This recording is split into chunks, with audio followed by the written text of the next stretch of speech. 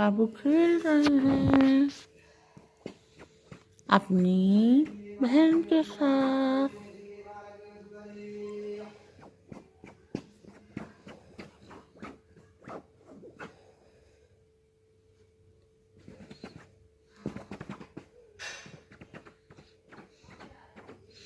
देखिए आप लोग, बिल्कुल स्टैचू हो जाता है, कोई परवाह नहीं करता है, बस गेम ही खेलता रहता है।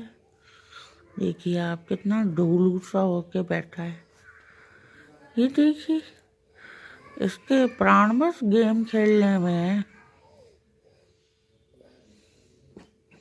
कुन्नू, क्या कर रहे हो? गेम खेल रहे हो दीदी साथ? बोल भी लो।